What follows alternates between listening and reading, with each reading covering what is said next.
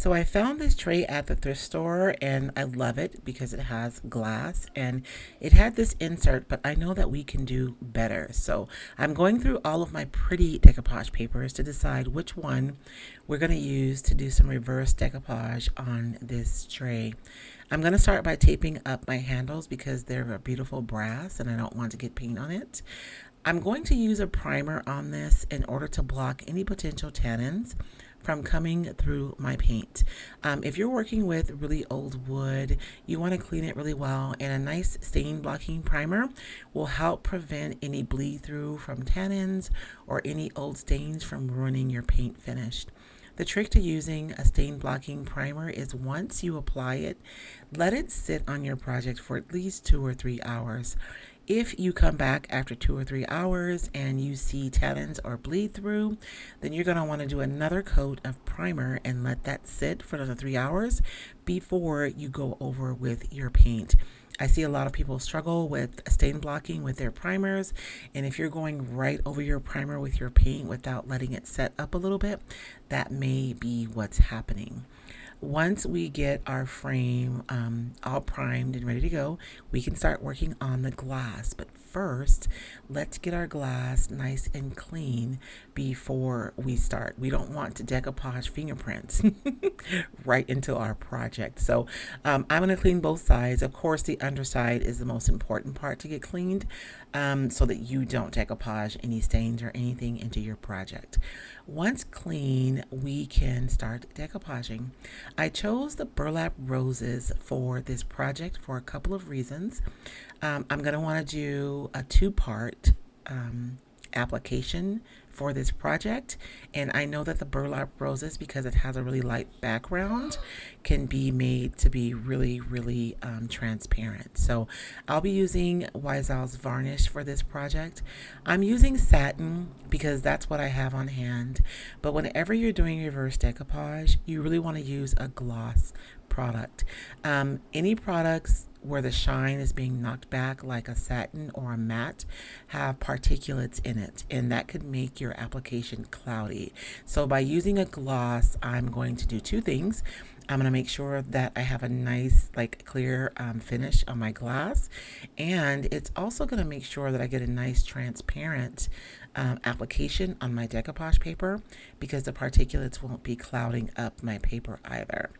Much like when we decoupage anything else, I'm going to apply my decoupage medium onto my glass.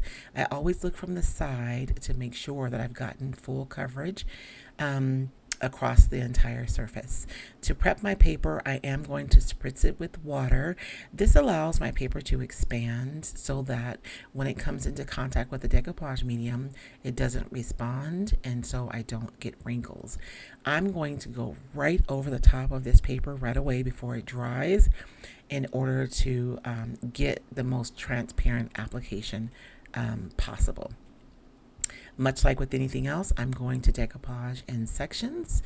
So I'm pulling this section back and applying more of my water-based sealer.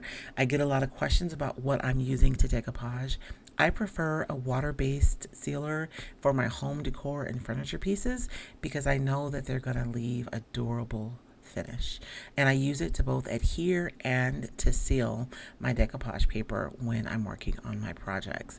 Again, I'm misting my paper and then also applying the medium on the back right away because I really want this decoupage paper to be transparent. Once I get it all applied, you guys, I'm going to trim off any excess, or I can clip the paper at my corners so that as the paper dries, the paper that's around it that's going to start tightening up won't pull my corners off of my surface. And so that's kind of two ways that you can kind of deal with that. But if you have a lot of excess paper around your project, as it dries, it'll contract and it can pull the paper off your surface, which isn't a huge deal. You can just go around and add more decoupage medium, but why do extra work, right? I am going to take the time to dry this really quickly just because I want to show you guys just how transparent this paper is. The Roycycled decoupage paper is a tissue paper, and that's how we're able to achieve this. One of the things I love about Roycycled decoupage paper is that you can play with the transparency of the paper in order to get different effects for different projects. The second sheet of paper that we're going to be using is the Roycycled Typography Love Decoupage paper. This is such an awesome staple to have in your stash.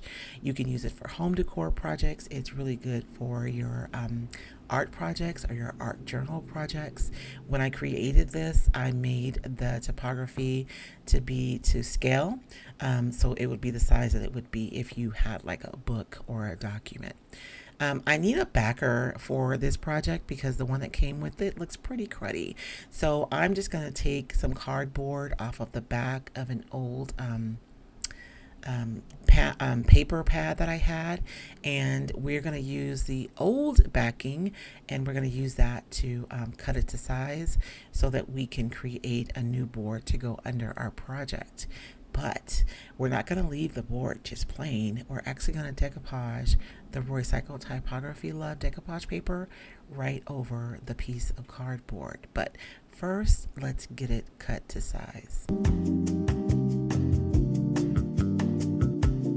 Using the old piece that was in there, I am going to measure and make sure that the piece that we're cutting is going to fit the boards. I'm nosy, y'all, so I had to see what was actually under all that stuff. It's kind of cool. It looks like an old piece of art that somebody had used to make this. So you guys, we're like upcycling an upcycled piece. How awesome is that? But I digress. So once we get the cardboard cut to size, then we can move forward and finish our project. One of the things that I want to do, because the typography has such a light background, is I'm going to paint the cardboard white so that the typography really shines once it's decoupaged onto the cardboard. I'm going to use the white primer to do this simply because it's what I have available on my in my space right now, but you can use any white paint that you have to paint your cardboard. So whether that's white chalk paint or acrylic paint, so whatever you have would work. It doesn't have to be primer for this step. I'm just using it because, well, it's already here on my workspace.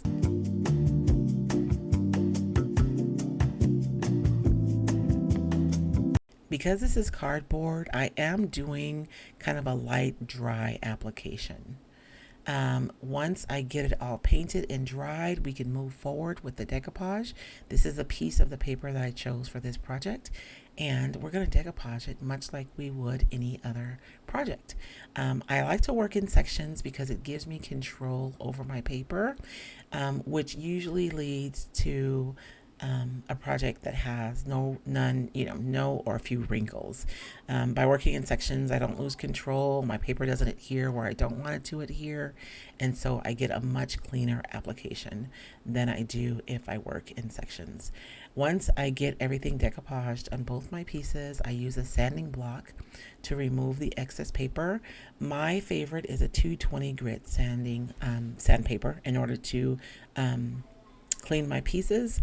Your sandpaper grit, the lower it is, the bigger the grit is on your sanding block. So like a 180 grit is going to remove the paper a lot faster, but it also has larger pieces of grit on it, which could lead to your edges being scored. So that's why I prefer the 220 grit. Look at how pretty, you guys. You can see that writing right through there. I just showed you guys a little bit how I have some bleed through coming through on my frame, so I'm going to have to paint that. But first, I'm going to let that primer sit for a few hours, and I'll paint that off camera. But this is essentially what it's going to look like when we put it all together. After everything is completely dry, you can see that the paper is still really transparent. And we're going to put this right over the backing, the cardboard that we use to decoupage. And we're going to stack both of these into the frame of the tray. And this will be what it looks like when it's finished. So in order to get this to stay in the tray, you guys, I found this new tool on Amazon. There's a link in the description, and this is kind of a framing tool. that we're going to use to secure this cardboard underneath the glass. I am in love with this project and I'm with this product, and I'm wondering why I did not already have this tool in my toolbox, because yeah, it comes just like a nail gun, right? All the little slats come together and it works like a staple gun. You just pull it and it shoots it right into the side of the frame and it secures it right to the frame. Easy peasy. I was concerned that the pneumatic action would maybe like crack my glass or something, but because all of the energy is sent like out to the frame, there really wasn't any issue. As a last step, I'm just going to remove the tape from my handles. Removing the tape, I realized that the handles are dark, you guys. So I don't know. Should I paint them or should I leave them? Let me know what you think. But this is the finished project. I am so excited about it. I think it came out so pretty. We went from something that was dark and dingy looking to something that is bright and beautiful. And we were able to accomplish this with simply using the Roycycled decoupage paper. I hope you're enjoying this free tutorial. Remember, you can find a list of retailers at roycycled.com to find your own Roycycled decoupage paper.